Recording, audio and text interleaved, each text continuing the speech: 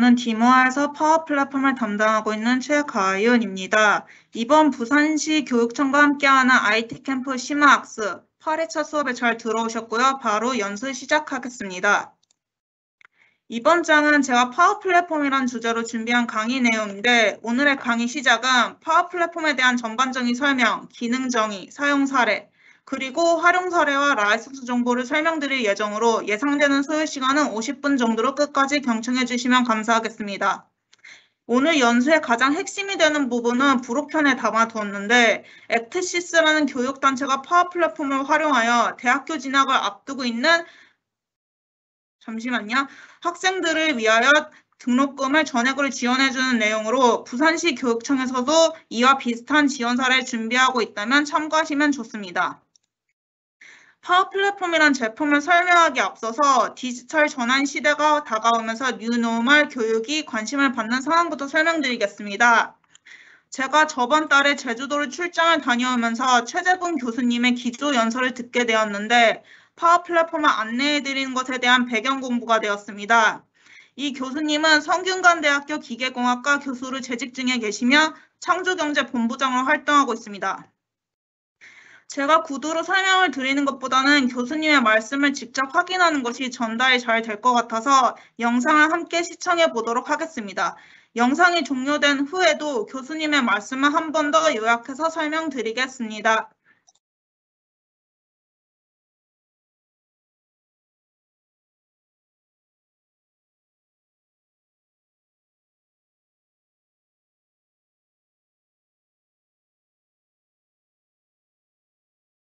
들려요? 영상이 잘 들리진다 않는다고 하셔서 제가 구도로 설명드리겠습니다. 교수님의 말씀에 따르면 디지털 재전환 시기의 표준 인류를 포노사피엔스라고 표현하면서 디지털 기술을 신체 일부처럼 사용하는 인류가 미래의 인류로 남을 것이라고 했습니다. 학습의 리더가 문명의 전환에 게을리하면 그 후손들은 뒤처지기 마련이기 때문에 디지털 기술을 사용하는 공부는 필수적인 시대가 되었습니다. 또한 세계 10대 기업 중에 하나인 마이크로소프트는 디지털 문명을 창조하고 있고 이미 세계적인 투자를 받고 있는 기업입니다. 해당 기업이 생산한 제품을 사용할수록 디지털 신대륙으로 이동할 수 있습니다. 선생님들도 알고 계시겠지만 K-12의 마지막 종착지이자 학생들의 목표는 일반적으로 대학교이기 때문에 대학교 교수진들이 주로 강연을 하고 정부에서 육성 인재를 양성하기 위해 추진하는 사업들이 전부 디지털 전환과 관련되어 있다는 사실을 명심하시길 바라며 학생들의 미래를 위하여 최재봉 교수님의 취지에 맞는 디지털 신대륙으로 이동하는 과정에서 파워 플랫폼 사용을 추천을 드리며 사용하는 것에 불편함이 없도록 지원을 드리겠습니다. 파워 플랫폼은 교육 업무에 최적화된 기능을 개발할 수 있는 환경을 제공해주는 플랫폼으로 5가지의 구성 요소가 있습니다. 업무 웹사이트를 뜻하는 파워 페이지, 업무 어플리케이션 파워 앱스, 업무 프로세스 자동화 RPA 제품인 파워 오토메이트, 분석 보고서인 파워 BI, 대화형 응대 로봇인 파워 버추얼 에이전트. 이러한 제품을 지원해주는 핵심 기술은 3가지로 데이터 커넥터, AI 빌더, 데이터벌스로 구성 요소 간의 접근을 용이하게 해주며 개발이 완료된 제품은 클라우드에 저장이 됩니다. 학생들에게 배포하는 용도로 사용할 수 있으며 선생님들 간의 업무 공유도 가능해집니다. 파워 플랫폼은 여러 가지 기능을 통합한 그 이상의 장점을 제공하며 적응형 플랫폼으로 수많은 문제를 해결할 수 있습니다. 이름에서 알 수 있듯이 파워 플랫폼은 강력합니다. 그 이유는 아래와 같은 5가지에서 찾을 수 있습니다. 데이터벌스, 커먼 데이터 모델, 커넥터, 클라우드 에코시스템, 그리고 시큐리티 앤 거버넌스. 첫 번째로 데이터벌스는 확정성을 갖춘 안전한 환경에 데이터를 동적으로 저장할 수 있는 통합형 구조로 단일형의 보안 및 감사 모델을 제공하여 끊임없이 변화하는 비즈니스 요구를 안전하게 충족할 수 있습니다. 두 번째, 커먼 데이터 모델은 다른 유형의 데이터를 통합한다는 개념보다는 공유를 목적으로 표준 방식의 데이터를 정의한 개념으로 머신러닝 기술까지 적용했기 때문에 설명이 잘 되어 있는 데이터로 실무진들 간의 의사교환에 활용할 수 있습니다. 세 번째, 커넥터는 파워 플랫폼의 데이터를 다른 마이크로소프트 제품과 연결하여 사용할 수 있는 기능입니다. 이러한 커넥터는 원본 데이터를 한 곳이나 여러 곳에서 수집할 수가 있으며 DLP라는 데이터 손실 방지 기능을 테너트 수준 혹은 환경 수준에서 제공하기 때문에 자체적인 데이터 거버넌스 정책이 적용이 가능하며 파워 플랫폼 관리 센터 혹은 파워 앱스 파워쉘에서 모두 사용할 수 있습니다. 기본으로 제공되는 커넥터 외에도 본인이 직접 만든 커넥터를 개발자 네트워크에서 인증을 받아 사용할 수도 있습니다. 네 번째, 클라우드 에코시스템입니다. 마이크로소프트 클라우드 서비스는 금융, 의료, 제조, 생산, 비영리 조직 등 광범위하게 사용되기 때문에 파워 플랫폼을 가장 많이 이용할 수 있는 구독 라이선스는 다이내믹 365입니다.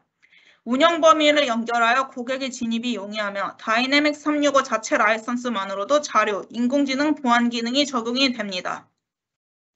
마지막으로 시큐리티 앤 거버넌스 기능입니다. 이 기능은 100%에 가까운 가동 시간을 보장하는 운영 모델에 따르며 관리자를 위한 보안 및 거버넌스를 간소화했으므로 규모에 맞게 관리가 가능하며 감사 내역을 확인할 수 있습니다. 그러면 다음 첫 번째 제품인 파워 앱스 설명 들어가겠습니다. 파워 앱스에서 앱스가 뜻하는 것은 어플리케이션의 줄임말로 PC, 스마트폰, 태블릿 등의 기기에서 구동되는 모든 프로그램을 말합니다. 현실에서 필요하다고 생각되는 기능을 옮겨주기 때문에 다양한 기능을 가진 앱들이 등장하고 있습니다. 또한 앱은 기본적으로 프로그래밍 언어를 전제로 개발되기 때문에 기술 지식이 없으면 다른 사람이 개발을 해놓은 자료를 사용할 수밖에 없었습니다. 하지만 이제는 마이크로소프트사에서 배포한 파워 앱스를 통해 프로그래밍 지식이 없어도 노코드에 가까운 로우 코드 기반으로 본인의 업무에 필요한 기능을 직접 개발하여 공유할 수 있게 되었습니다. 파워 앱스는 전문가 수준의 앱을 쉽게 구축할 수 있는 로우 코드 기반으로 드래그 앤 드랍 형식의 컴포넌트형 개발 방식입니다. 활용할 수 있는 범위에 따라 시민 개발자, 전문 개발자 등으로 개발 단위가 나뉘며 누구든지 원하는 앱을 개발할 수 있습니다. 파워 페이지스는 파워 앱스의 포털 버전을 확장하여 제작된 비즈니스형 웹사이트로 올해 상반기에 출시된 제품입니다.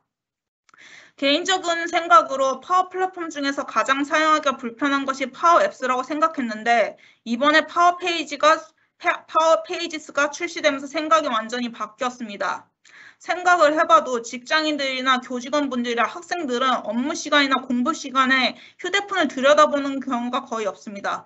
그래서 앱스를 세이즈 포인트로 가져가기에는 비효율적으로 생각했는데 이번에 파워 페이지스 설명서를 읽어보면서 제품의 출시 계기를 이해하게 되었습니다.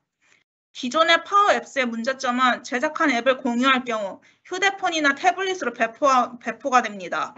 그래서 그 앱을 사용하고자 소규모 기계에 접근하는 수가 많아지면 시스템에 가부하가 오게 됩니다. 모바일 성능이 아무리 좋아봤자 컴퓨터의 성능을 따라올 수 없기 때문입니다. 그래서 실무진들은 이번 기회에 파워 앱스의 확장 범위를 넓힐 수 있는 제품이 필요해서 파워 페이지스를 제작했습니다. 모바일보다는 웹사이트를 하나를 만들어서 접근수를 높이는 것이 효율적이라고 판단하셨던 것 같습니다. 그 다음 파워 앱스의 기술력을 볼 수 있는 내용 설명을 드리고 사용 사례를 알려드리겠습니다. 파워 앱스의 랩핑 기능을 이용하면 인튠이나 다른 채널을 통해 본인이 제작한 캔버스 앱을 안드로이드 혹은 아이폰 모바일 사용자에게 배포할 수 있습니다. 이런 랩핑 기능은 타사 플랫폼의 구성 요소를 포함하고 있으며 사용자가 지정해놓은 모바일 기본 환경 전체에서 사용할 수가 있어서 제작한 앱을 브랜드화할 수도 있습니다. 또한 파워 앱스에서 문제 해결을 위한 모니터 기술을 제공하고 있어서 배포한 앱에 문제가 생겼을 경우 제작자와 사용자 그리고 기술 지원팀이 공동으로 해결할 수 있는 장점이 있습니다. 모니터를 사용하는 기술은 두 가지가 있는데 사용자를 초대하거나 사용자를 연결하면 됩니다. 사용자를 초대해서 해결할 경우에는 앱의 문제점을 파악하는 모니터를 하는 과정에 제작자, 기술지원팀, 그리고 동일한 조직 내의 구성원을 모니터를 하는 과정에 초대해서 앱의 작동 방식을 동시에 모두 확인하는 겁니다.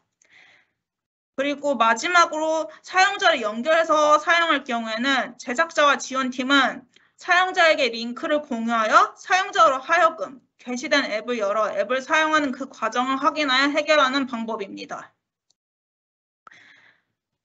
다음 장은 파워 앱스의 또 다른 기술력을 나타내는 장표인데 다이내믹 365에서 제공되는 고객 참여 앱이자 포털의 전체 기능이 파워 앱스의 포털로 제공되면서 그 인기는 높아지고 있습니다.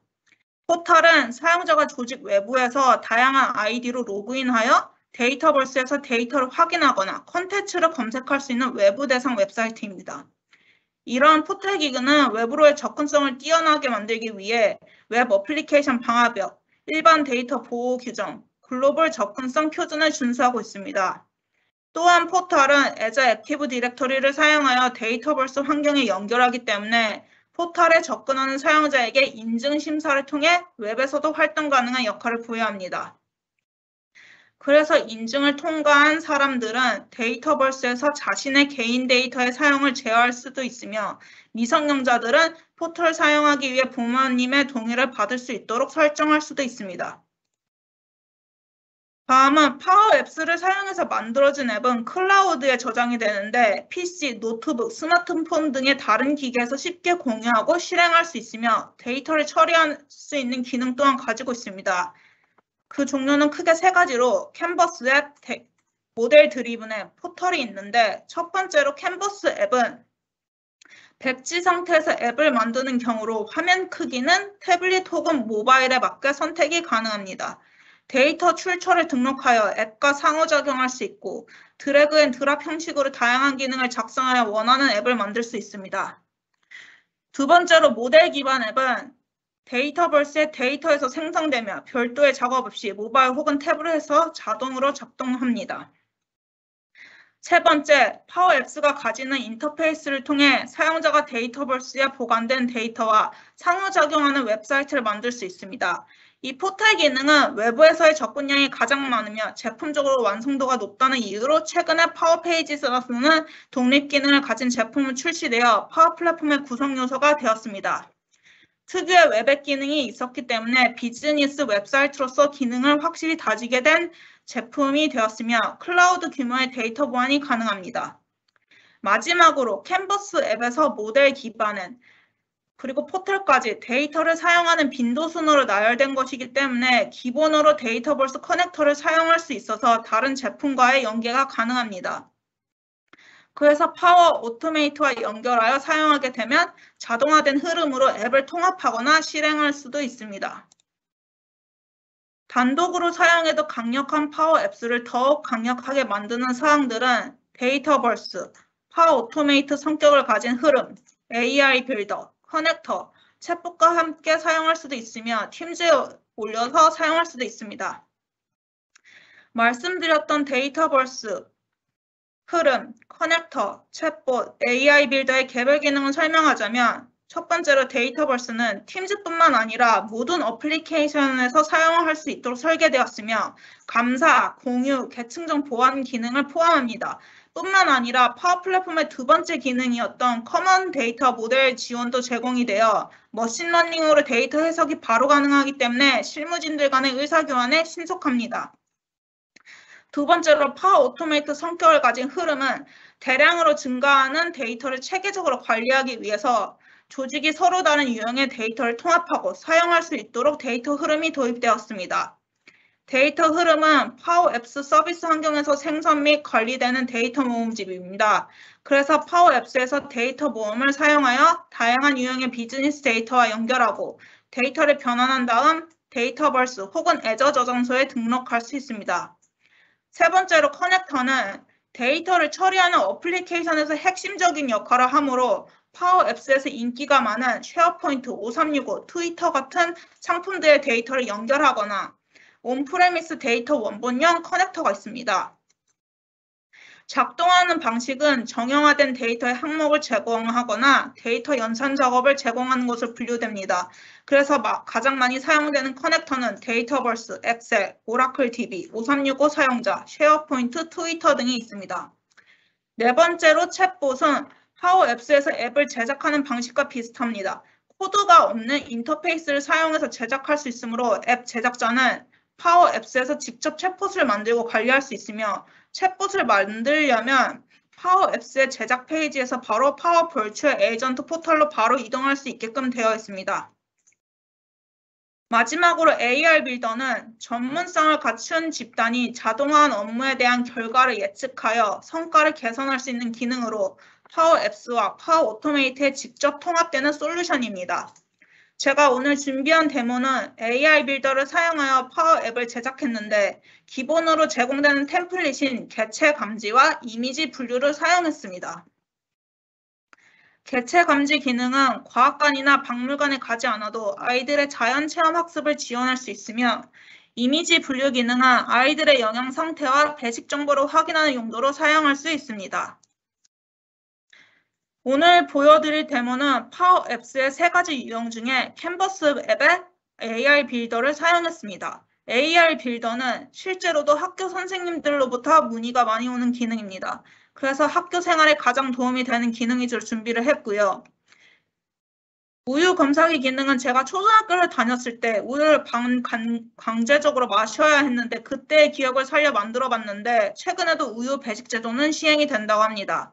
이 기능은 학생들이 우유를 마셨는지 마시지 않았는지 파워 앱스의 AI 빌더로 점검할 수 있습니다. 그리고 두 번째 기능인 곤충 분류기도 제가 어렸을 때 기억을 살려서 만든 기능이기도 합니다. 자연체험 학습으로 국립중앙박물관에 가서 곤충 화석을 보면서 체험활동 일지를 썼던 기억이 납니다.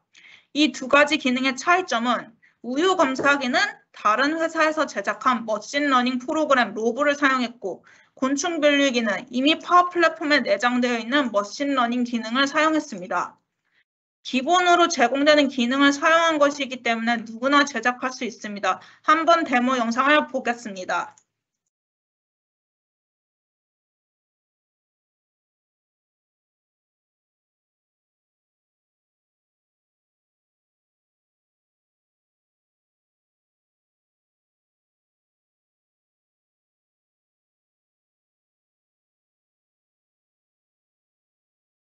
영상 안 돼요? 영상 안 나와요?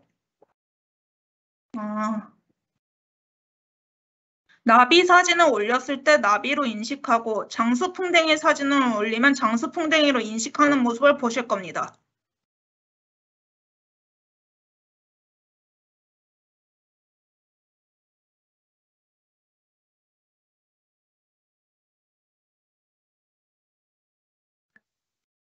여기 설명 안 넣었어요. 데모라서. 나비 사진을 넣었더니 나비로 인식을 하고 네, 나비로 인식을 했죠. 그 다음에 다른 사진을 변경해 볼 겁니다.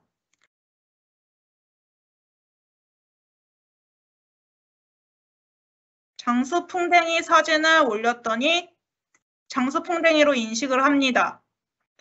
그리고 나비와 장수풍뎅이가 함께 있는 사진을 올려도 개별 인식이 가능합니다. 동작 방식이 단순해서 학습 용도로도 사용하기 좋습니다. 다음 장으로 넘어가서 각 화면에 대해서 간단히 말씀드리겠습니다. 오늘 준비한 데모의 메인 화면과 기능 2가지를 한 번에 볼 수 있는 화면들입니다. 미리 촬영을 해둔 사진을 올리며 우유를 마셨는지 마시지 않았는지 판별해주는 것이고 곤충 분류기도 영상에서 확인했듯이 사진을 올리면 자동으로 학습된 인공지능이 값에 맞게 구분을 해줍니다. 다음은 우유 검사기 기능을 이용했을 때 시스템에서 결과값을 반환해준 화면입니다. 왼쪽 사진은 제가 단순히 우유만 들고 있는 사진이죠. 그래서 우유를 마시지 않았다는 결과값을 반환했습니다. 오른쪽 사진은 제가 우유를 마시고 있는 사진을 올려놨더니 학습된 인공지능이 우유를 마시고 있다는 결과값을 반환했습니다. 이 기능은 로보 프로그램을 사용했는데 로보는 이미지 분류가 가능한 무료 프로그램으로 전문적인 코딩 지식이 없어도 프로그램에 사진을 등록하고 이미지 내용을 설명하는 라벨링 작업만 해주면 됩니다. 그래서 이 사진은 드링킹, not drinking이라는 라벨링 설명을 입력한 후에 이 사진은 우유를 마시는 것이고 다른 사진은 우유를 마시지 않는 것이라고 구별을 해준 후에 학습이 완료되면 훈련 데이터를 머신러닝에 넣어주는 작업이 끝난 겁니다. 그래서 제품 테스트가 안정적으로 완료되었기 때문에 파워 플랫폼 환경으로 올려주면 바로 사용할 수 있습니다. 다음은 영상에서 보여드렸던 학생들의 자연체험 학습으로 사용할 수 있는 곤충 분류기 기능입니다. 이 기능은 로보라는 다른 회사에서 제작한 프로그램을 사용하는 것이 아니라 파워 플랫폼의 AI 빌더에서 기본으로 제공되는 기능을 사용했습니다. 그래서 미리 촬영해둔 사진을 올려두면 시스템이 사진을 해석해서 장수풍뎅이인지 나비인지 구분하여 인식할 수 있습니다. 이 기능도 로봇 프로그램과 유사합니다. 사진을 한 번에 올려서 장수풍뎅이인지 나비인지 라벨링하는 작업을 합니다. 그래서 최소 20개 이상의 사진을 올려서 훈련 작업을 완료하면 인식을 정확하게 하는 곤충 분류기 기능이 생겨나는 겁니다. 두 번째 제품 파워 오토메이트 설명 시작하겠습니다. 오토메이트는 단순 반복적인 업무를 스스로 정한 흐름에 따라 자동화할 수 있습니다.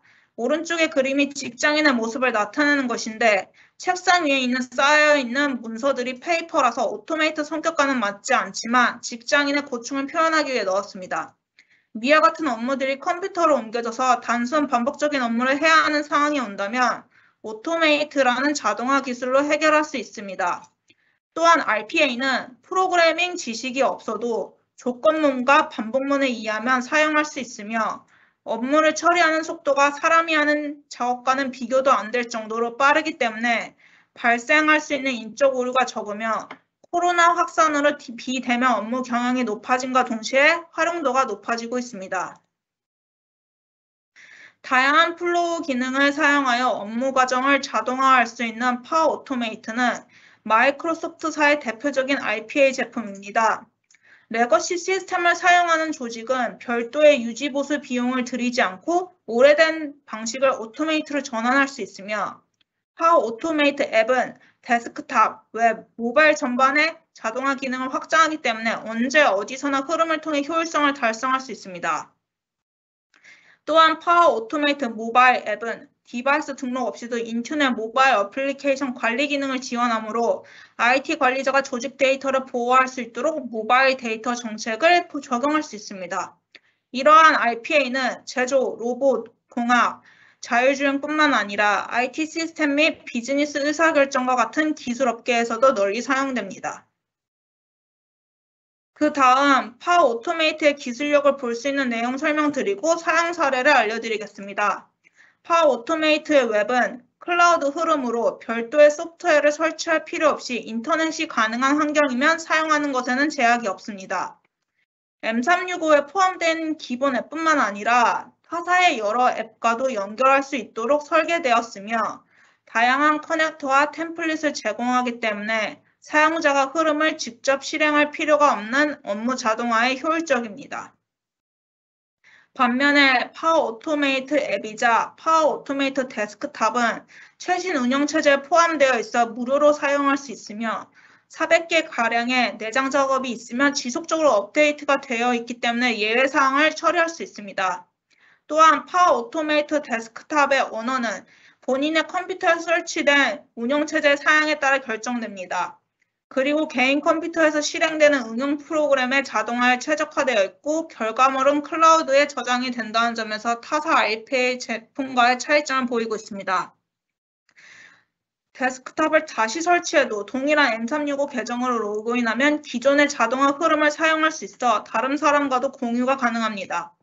또한 모바일 기기에도 접근성이 뛰어나서 파워 앱스를 통해 데스크탑을 흐름을 호출할 수도 있으며 데이터베이스와의 연결성도 뛰어나 빅데이터 관련 업무도 할 수 있습니다. 위의 두 가지 제품은 자동화를 수행하는 대상 영역 간의 차이가 있지만 머신을 직접 등록하거나 게이트웨이를 설치하면 서로 연결해서 사용할 수 있기 때문에 하나의 파워 오토메이트 제품으로 간주됩니다. 다음은 흐름을 실행하는 방법에서 타사 제품과의 차별점을 말씀드리겠습니다. 기본적으로 프로그램을 실행하는 방식에는 포그라운드와 백그라운드로 나뉘는데 여기서는 흐름이겠죠. 포그라운드 방식은 사용자가 직접 프로그램을 실행하는 방법으로 유인 모드로 분류되며 백그라운드 방식은 사용자의 개입 없이 프로그램을 실행하는 방법으로 무인 모드로 분류됩니다. 그래서 파워 오토메이트 웹에서 파워 오토메이트 앱을 실행하는 방법은 사람의 개입 여부에 따라서 유인 모드와 무인 모드가 있습니다. 또한 무인 모드는 UI 플로우라는 서비스로 인해 개인 컴퓨터에서 파워 오토메이트와 설치되는 윈도우형 서비스로 자동으로 시작되도록 설정되었습니다. 그래서 사람이 감독하지 않아도 되는 앱에 가장 적합하며 윈도우 10 계열의 최신 운영체를 사용하는 기기에 자동으로 로그인이 됩니다. 백그라운드 방식인 무인 모드의 가장 좋은 예시는 정해진 시간에 프로그램이 자동으로 수행되게 하는 예약형 서비스로 5365 사이트에 접속하여 시간만 등록해두면 개인 컴퓨터에서 실행되는 데스크탑 흐름을 정해진 시간에 동작하게 할 수 있습니다. 이러한 데스크탑 흐름은 단순히 업무 흐름을 공유하는 것 이상의 의미가 있어 담당자 부재 시 업무 공백을 줄일 수 있고 담당자만 알고 있는 업무 방식을 정형화시켜 업무 과정에 대한 표준화를 이룰 수 있습니다. 다음은 파워 오토메이트를 사용하는 방법을 설명드리겠습니다. 오토메이트의 종류는 크게 세 가지로 클라우드 흐름, 데스크탑 흐름, 프로세스 어드바이저인 비즈니스 흐름이 있습니다. 클라우드 흐름은 성격에 따라서 또 다시 세 가지로 분류됩니다. 자동화된 클라우드 흐름, 인스턴트 클라우드 흐름, 예약된 흐름. 각 업무 흐름을 연결하는 커넥터와 흐름을 시작하는 트리거가 여기서 가장 중요한데 기본으로 제공되는 템플릿이 있으므로 업무 성격에 따라 값만 설정을 잘하면 본인이 원하는 자동화는 쉽게 이룰 수 있습니다. 개별적인 클라우드 흐름을 설명하자면 자동화된 흐름은 특정 사람의 이메일이 도착했거나 SNS에서 회사가 언급되었을 경우에만 동작하는 흐름으로 커넥터를 통해 계정을 연결하는 작업이 필요합니다. 두 번째, 인스턴트 클라우드 흐름은 버튼 클릭으로 자동화를 수행하는 것으로 데스크탑 혹은 모바일 장치에서 반복적인 작업을 자동화할 수 있습니다. 또한 팀즈 안에서 사용할 수 있는 승인 기능이나 파워 앱스와 같이 사용할 수도 있습니다. 그리고 예약된 흐름은 쉐어포인트 혹은 데이터베이스에 그날의 데이터를 등록해야 하는 자동화를 예약하는 기능으로 일정에 따라 자동화할 수 있습니다. 마지막으로 클라우드 흐름은 공유할 수 있는 방법은 세 가지가 있는데 소유자를 추가하거나 실행 권한만 부여하여 흐름을 공유하거나 흐름의 사본인 카피를 공유하면 됩니다. 이때 공유한 흐름을 사용하기 위해서는 상대방이 무료 라이선스를 제외한 오토메이트 관련 라이선스를 구독하고 있어야 합니다. 두 번째로 데스크탑 흐름은 웹 또는 데스크탑에서 주로 흐름을 실행하는데 제품과의 연결을 위해 게이트웨이가 필요합니다. 이러한 데스크탑 흐름은 기본으로 하위 흐름 실행과 데스크탑 흐름 실행이라는 두 가지 모듈화 기능을 제공하는데 하위 흐름은 초보자가 사용하기에 좋고 데스크탑 흐름 실행은 이미 제작한 흐름을 공유하거나 웹에서 호출하여 사용할 경우에 좋습니다. 그래서 데스크탑 흐름에서 사용할 수 있는 웹 흐름 자동화에는 엣지, 익스플로러, 크롬, 파이어폭스 4개의 웹 브라우저가 지원이 되므로 나중에 제품 테스트를 하실 때 4개의 브라우저에 대한 확장 프로그램을 설치하실 것을 권장드립니다. 엣지, 익스플로러, 크롬, 파이어폭스입니다. 또한 데스크탑 흐름은 흐름 디자이너를 제공하기 때문에 기본으로 워크스테이션에서 단순 규칙적인 업무를 수행하는 모든 사람을 대상으로 합니다. 그래서 전용 파일을 사용해 문서를 빠르게 구성하거나 웹사이트에서 가져온 데이터를 엑셀 파일에 기록하는 등의 작업을 수행할 수 있고 기능적으로도 400개 이상의 작업 모음과 마우스 및 키보드 기능을 캡처하는 레코드 기능 덕분에 일반 사용자와 전문 사용자 모두에게 사용하기 편리한 흐름입니다. 그리고 윈도우 운영체제에 포함되어 있어서 윈도우에서 실행되는 마이크로소프트 및 타사 응용 프로그램을 자동화할 수 있고 다른 응용 프로그램과 웹페이지 간의 데이터 교환도 할 수 있습니다. 또한 UI 요소를 사용하여 절대적인 위치에 의존하지 않고 웹페이지에서 특정 요소를 식별할 수 있기 때문에 가능합니다. 세 번째, 비즈니스 프로세스 흐름은 조직 내에서 서로 다른 역할을 가진 사용자에게 동일한 작업을 할 수 있는 환경을 제공합니다. 그래서 대표적인 예시로는 모든 사람들이 고객 서비스 요청을 받았을 때 동일한 방식으로 처리하도록 할 수 있습니다. 이러한 비즈니스 흐름을 지원하는 기술에는 프로세스 어드바이저로서 프로세스 마이닝과 작업 마이닝으로 분류됩니다. 프로세스 마이닝은 조직 전체의 업무 과정에서 비효율적인 부분을 발견하는 데 사용되므로 시스템 단위로 접근합니다. 그래서 이벤트가 발생한 로고 파일을 검출해내서 성능 문제를 파악하는 데 사용됩니다. 두 번째로 작업 마이닝은 데스크탑에서 발생하는 사용자의 업무 내역을 검색하고 확인해서 일반적인 실수를 찾아 자동화할 수 있는 작업을 찾아내는 데 사용됩니다. 단독으로 사용해도 강력한 파워 오토메이트를 더욱 강력하게 만드는 사항들은 커넥터, 템플릿, 데이터, 모니터, 그리고 AI 빌더와 프로세서 어드바이저가 있습니다. 또한 파워 앱스와 마찬가지로 팀즈에 올려서 사용할 수도 있습니다. 그래서 제가 이번에 준비한 데모는 세 가지로 템플릿을 사용한 클라우드 흐름 하나, 그리고 데스크탑 흐름의 UI 플로우를 사용하여 웹 자동화를 수행한 흐름 한 개, 그리고 파워 앱스와 파워 오토메이트를 혼합한 전자사명 데모 한 개를 준비했습니다. 이번에 준비한 데모는 클라우드 흐름으로 기본으로 제공되는 템플릿을 사용했습니다. 그 이름은 비즈니스 원드라이브에서 파일이 수정되면 팀즈로 알리는 기능입니다. 데모를 보여드리겠습니다.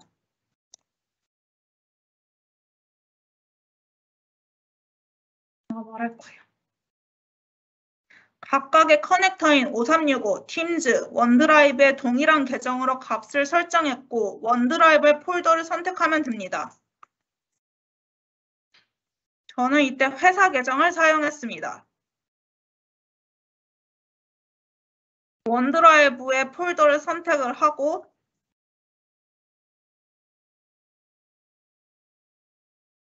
저는 데모를 위해서 템플릿의 이름과 폴더 이름을 일치시켰습니다. 파일 수정 시 팀즈로 알림 기능이란 폴더명과 동일하죠.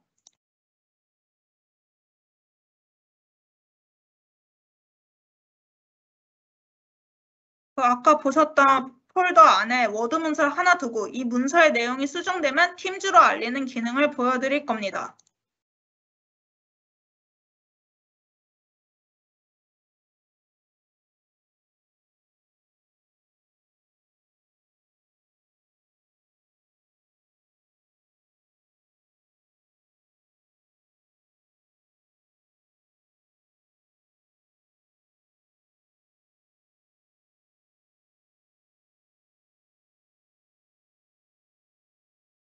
원드라이브 폴더와 5365 계정을 연결하는 흐름도와 그 마지막으로 챗봇의 작업 기능이 있습니다.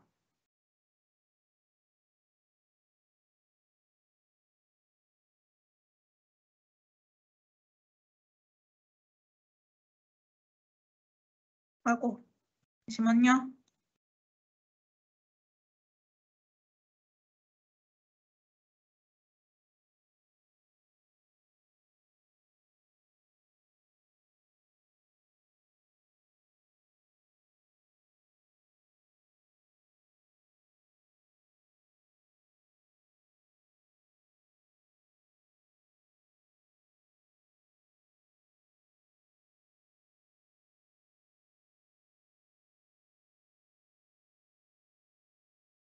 아까 그 폴더를 설정했고 하위 폴더를 포함하냐 하는 질문에 당연히 yes를 하셔야 합니다.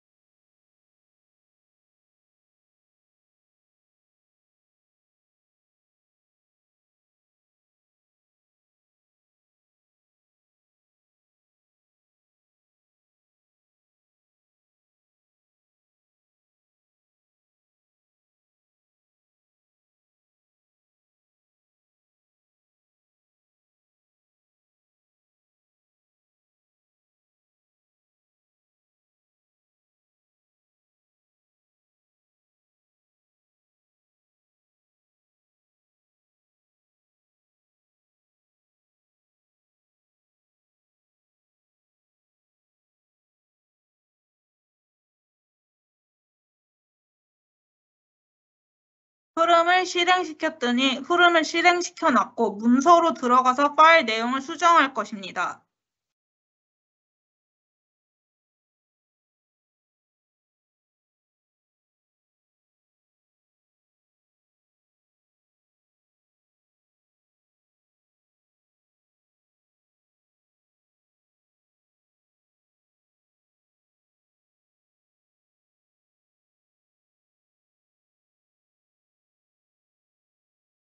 파일 이름과 파일 내용도 수정을 했습니다.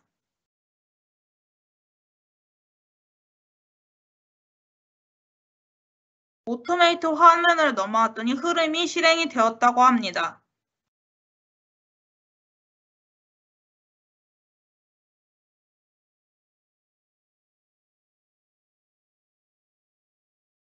팀즈의 채팅창으로도 폴더의 이름과 누가 수정했는지, 언제 수정이 되었는지까지 전부 다 알리는 기능이 왔습니다.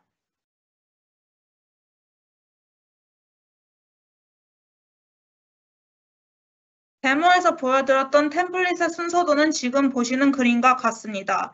오른쪽의 내용을 확인해 보시면 값을 설정하면 되는데 팀즈의 챗봇이 알려준 내용이 수정된 파일 이름, 마지막으로 수정한 사람, 마지막으로 수정한 시간까지 알려준다고 적용 카드에 기록이 되어 있습니다. 이는 기본으로 제공되는 값이기 때문에 첫 번째 모듈에서 폴더와 파일만 지정해주면 쉽게 사용할 수 있습니다. 만약 이 템플릿을 사용하지 않는다면 왼쪽 그림과 같이 무려 5개의 과정을 거쳐야 하는데 바로 앞장에서 설명드렸듯이 템플릿의 값만 설정하시면 해결됩니다. 이 기능을 수업에 적용하자면 국문법 같은 경우는 분기별로 바뀝니다. 그래서 표준어나 외래어 표기법의 변경 사항에 신경을 써야 하는 경우 사용하면 좋습니다.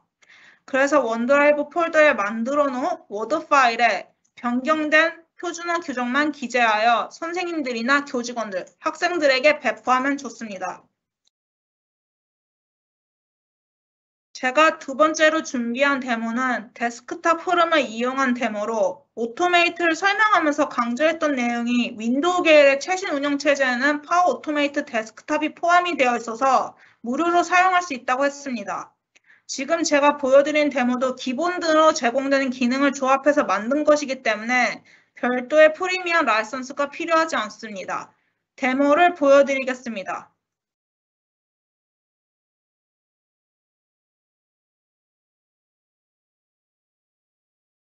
클라우드 흐름과는 다르게 본인이 원하는 기능을 왼쪽에 있는 작업 메뉴에서 가져다가 사용하는 것으로 기본적인 반복문에 대해서는 이해를 하셔야 합니다. 화면에서 중앙에 있는 내용이 클라우드 흐름에서 보여드렸던 순서도 구조와 동일한데 차이점은 제가 직접 반복문의 구조를 선택했으므로 선생님들께서 나중에 구현을 하시려면 데모 영상을 참고하시면 됩니다.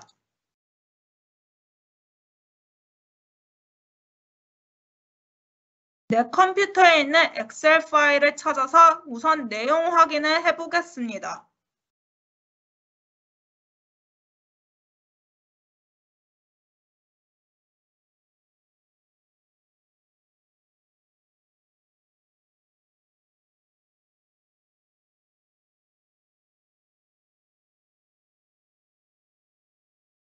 엑셀 파일을 열어봤더니 도서 이름만 적혀있지 오른쪽에 작가 이름은 하나도 안 적혀있죠.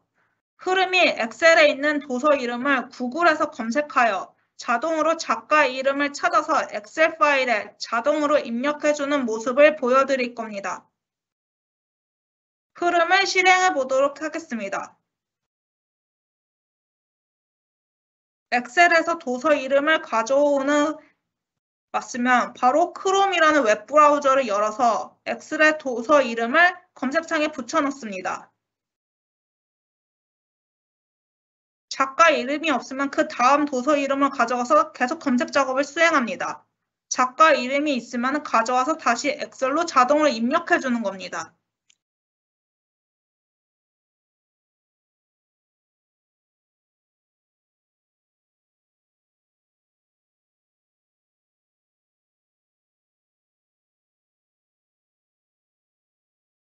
확실히 사람보다는 시스템이 하는 거기 때문에 실행 속도가 굉장히 빠릅니다.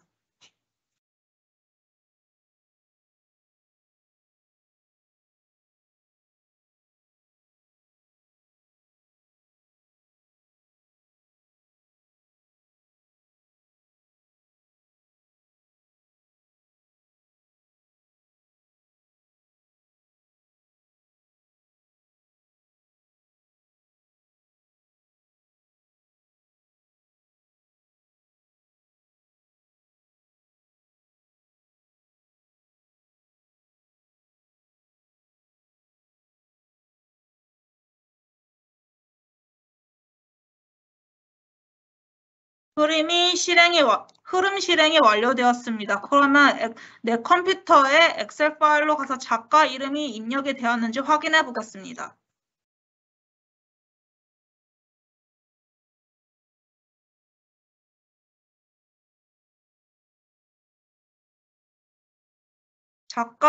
작가 이름을 다 불러왔죠. 이 기능은 수시 전형으로 대학교 입시를 준비하고 있는 학생들은 논술 성적이 중요하기 때문에 이 기능만 잘 활용하시면 좋을 듯 싶습니다. 왼쪽에 있는 그림은 시작과 종료를 나타냈고 맨 처음에 엑셀의 내용을 확인한 후에 도서 이름을 가져와야 했기 때문에 시작 단계에 넣어놨고요. 엑셀 시트를 읽었으면 웹브라우저의 크롬을 열어서 구글 검색을 시작합니다. 도서 이름을 검색창에 붙여놓고 검색 페이지로 이동을 하고 작가 이름을 불러와서 다시 엑셀 시트에 입력해주는 것인데 만약 검색을 해도 작가 이름이 나오지 않더라면 멈추지 않고 그 다음 작업을 할 수 있도록 writer no exist라는 블록 오류 값으로 분리했습니다. 그래서 검색한 결과가 없더라도 멈추지 않고 엑셀에 있는 다음 도서 이름을 가져와서 검색하는 작업을 넣었습니다.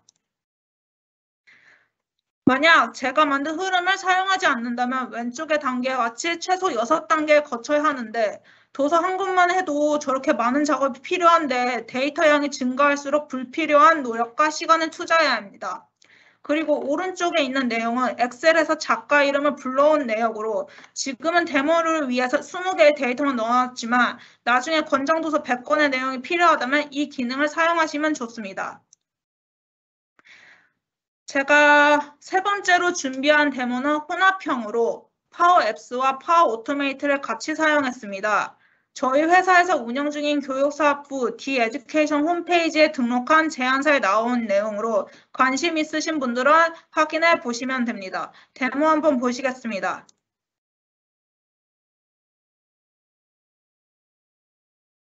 이 데모의 핵심은 파워 앱스로 사용자의 입력값을 받아서 파워 오토메이트로 순서를 자동화한 후 이메일이나 원드라이브로 전자서명값을 저장해주는 것입니다. 순서대로 보시면 우선은 데모를 작동해 보겠습니다.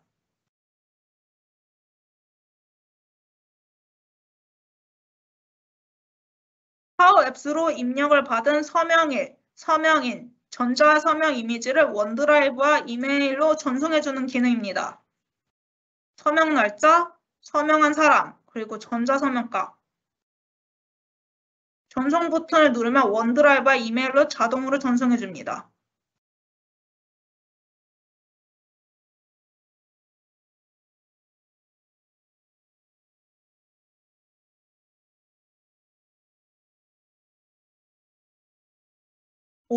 오토메이트 화면을 넘어와서 각 흐름도를 확인해 보겠습니다.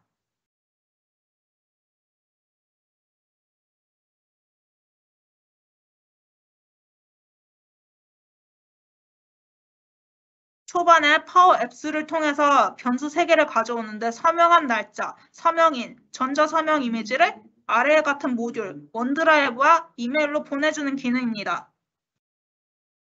흐름이 실행이 되었다고 합니다. 그러면 한번 장소로 이동해 보겠습니다.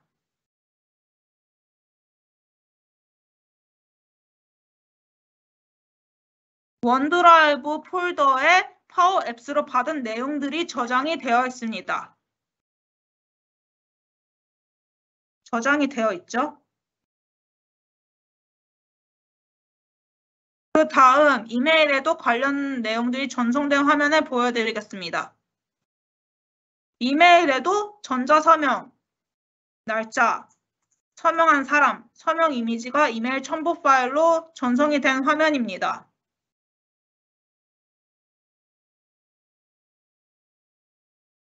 데모에서 확인하셨듯이 첫 번째 그림 파워 앱스로 화면을 설계한 것인데 간단하게 구성했습니다. 서명한 날짜, 서명한 사람, 전자서명을 한 내역을 전송 버튼을 누르면 가운데 있는 그림과 같이 3가지의 입력값을 변수로 받아서 5365 계정에 연결된 원드라이브에 이메일로 자동 발송해주는 기능입니다. 여기서 사용한 오토메이트는 클라우드 흐름으로 기본으로 제공된 템플릿을 사용했습니다.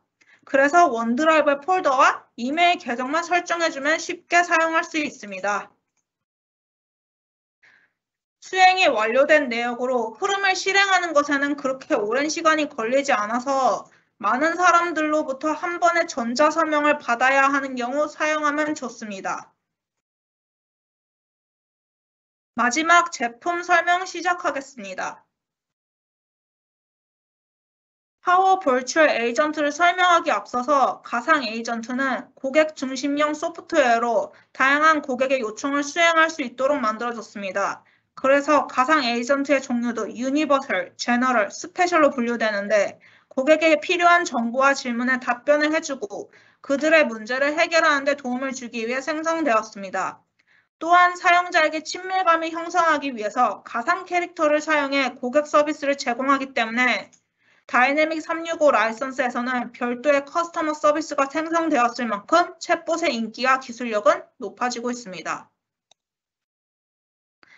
파워 버추얼 에이전트는 코드 없이 그래픽 인터페이스를 사용하여 자동 응답 서비스인 챗봇을 만들 수 있으며 일반적인 질문에 대한 간단한 답변 제공부터 복잡한 대화가 필요한 문제 해결에 이르기까지 다양한 요청에 대해 강력한 AI 기반 챗봇을 생성할 수 있습니다.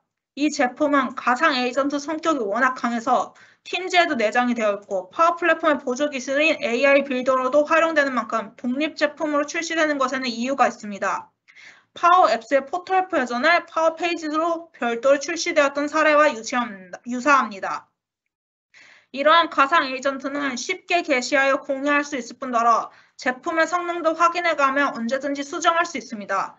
이러한 봇의 가치는 증폭되어 팀즈와 다이내믹 365 커스터머 서비스에도 포함되었으며 자체적으로 순서도에 따라 질의 응답을 받기 때문에 오토메이트 기능도 포함되었고 빅데이터 기반의 질의 처리가 가능하여 애저로도 확장이 되고 심지어는 별도의 애저봇 프레임워크로의 기술 발전이 되었습니다.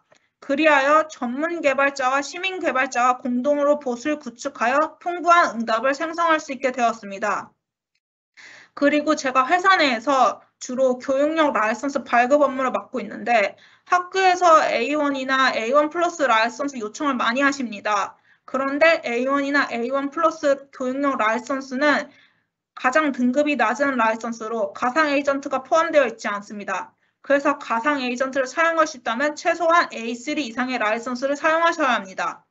좀 전에 보여줬던 클라우드 흐름에서 원드라이브 파일이 수정되었으면 팀즈로 알리는 그 기능도 가상 에이전트가 들어간 건데 그 기능을 사용하시려면 최소한 A3 이상의 라이선스에서부터 사용이 가능합니다.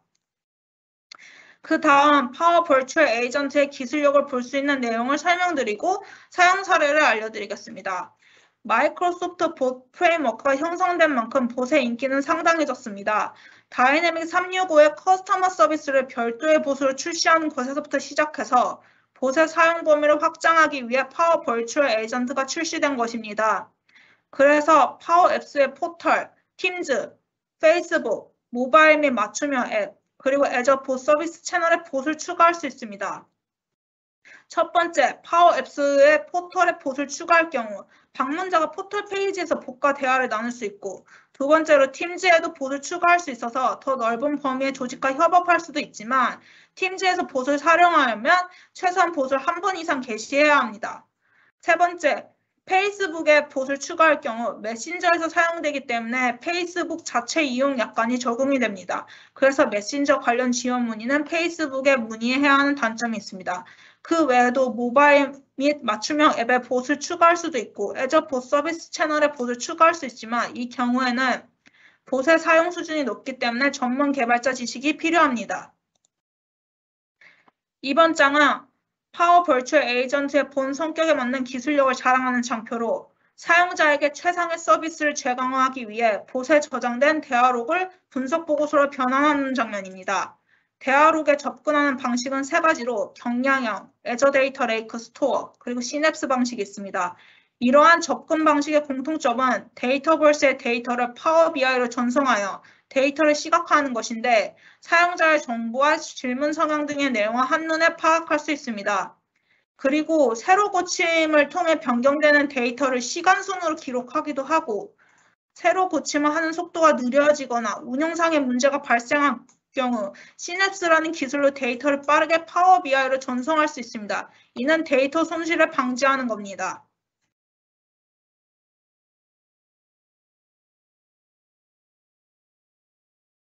현재 파워 버추얼 에이전트를 사용하려면 공식 홈페이지에 접속하여 무료 체험판을 신청해 두셔야 이용할 수 있습니다. 저는 미리 구독 신청을 해뒀기 때문에 파워 앱스의 제작 페이지로 들어가서 챗봇을 제작할 수가 있었습니다.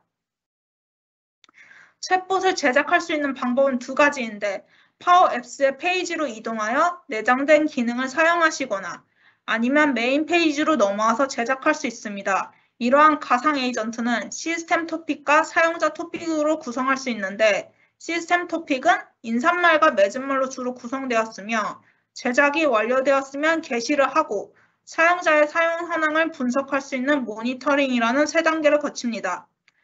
다시 말씀드리면 작성, 게시, 모니터링의 세 단계를 거치면서 챗봇 제작이 가능합니다. 작성하는 단계에서 대화 주제와 대화 흐름을 결정하고 게시하는 단계에서 웹사이트, 팀즈, 페이스북과 같은 SNS 등의 채널에 제작한 챗봇을 올려놓고 모니터링하는 단계는 본인의 환경에서 가능합니다. 또한 게시하기 직전에 데모 버전으로 연결해서 시범 운영도 가능합니다. 다음 화면은 게시하는 화면으로 제작한 가상 에이전트는 어디서든 고객에게 최상의 서비스를 제공하기 위해 아래 그림과 같은 채널 서비스가 기본으로 제공이 됩니다. 그리고 기존의 마이크로소프트사가 개발한 인공지능 비서 제품인 코타나와는 다르게 파워 버추얼 에이전트는 한국어가 지원이 되는 것은 물론 조직 목적의 소프트웨어라서 여러 언어를 사용하여 다양한 채널로 배포할 수 있습니다. 이제 마지막엔 부록편 시작하겠습니다. 액트6라는 교육단체가 파워 플랫폼을 활용한 사례로 학생들을 위한 복지 정책을 생각하고 있는 교육청이나 교육 관련 단체에서 참고하시면 좋습니다. 사실상 액트6 단체와 디그리 오브 체인지 단체는 모두 동일한 조직에 있는 것인데 액트6란 교육단체가 사전에 전액 장학금을 갖춘 대학교에 1000명 이상의 학생들을 보내놨기 때문에 그 전례를 따라 디그리 오브 체인지라는 조직에서도 교육의 형평성을 지원하자는 목표로 이와 비슷한 제도를 수행하기 시작했습니다. 이 조직은 파워 플랫폼을 두 가지 시스템에 적용하여 사용했습니다. 그림에서 확인할 수 있는 지원서 관리 시스템과 학생 지원 시스템입니다. 그림상의 오른쪽 내용은 지원서 관리 시스템으로 학생들이 보내온 지원서를 수집하고 그 옆에 바로 지원서를 검토하는 자원봉사자들로 대기해 놓았습니다. 그리고 관련 자료들은 데이터베이스로 수집하여 왼쪽에 있는 학생 지원 시스템으로 자료를 넘기기 위해 SQL 서버로 데이터를 가공한 후 파워 BI를 사용해 학생 정보를 시각화하여 지원 단계를 높였습니다. 기존의 마이크로소프트사에서 개발한 단넷 채점 프로그램은 유지보수 비용이 높다는 판단하에 조직에서 파워 앱스 버전을 빠르게 구축했으며 이러한 파워 앱스의 포털 버전으로 대체할 폼 사이트는 주로 설문조사용으로 사용되었는데 설문조사 응답은 데이터베이스에서 수집이 되고 데이터 가공을 위해 SQL 서버로 전송하고 마지막으로 파워 BI 대시보드에 표시가 됩니다. 그리하여 원하는 정보만 검색하거나 정렬 또한 수월해져서 현재 캠퍼스에 있는 모든 학생들에 대한 신속한 전체 뷰를 얻을 수 있습니다. 이 교육 사례를 읽으면서 교직원분들이나 선생님들께서도 위와 같은 사례와 비슷한 제도를 준비하고 있다면 참고해도 좋습니다. 가정 형편이 어려워서 진학에 어려움을 느끼는 학생들에게는 좋은 제도이기 때문입니다. 마지막으로 파워 플랫폼을 사용할 수 있는 라이선스는 크게 다이내믹 365와 마이크로소프트 365가 있는데 저희 회사는 M365를 전문으로 세일즈하는 기업일 뿐더러 대부분의 K-12 시장에서는 다이내믹 365보다는 M365를 소개해드리는 것이 기능상 맞다고 판단되어 아래에 장표를 넣었습니다. 그 외에도 제품별로 사용할 수 있는 자세한 라이선스 정보는 채팅으로 남겨드렸습니다. 이상으로 파워 플랫폼에 대한 전반적인 설명, 기능 정의, 사용 사례, 그리고 활용 사례와 라이선스 구독 정보까지 모두 설명드렸습니다. 감사합니다. 그리고 오늘의 강의 내용을 다시 보기를 통해 보는 분들은 제가 연수를 진행할 때 채팅으로 남겨드렸던 내용을 볼 수 없으므로 오늘 강의한 자료 후반부에 뒀으니 확인해 보시면 됩니다. 질문이 있으신 분들은 지금 채팅으로 남겨주시면 제가 한 분씩 답변을 드리도록 하겠습니다.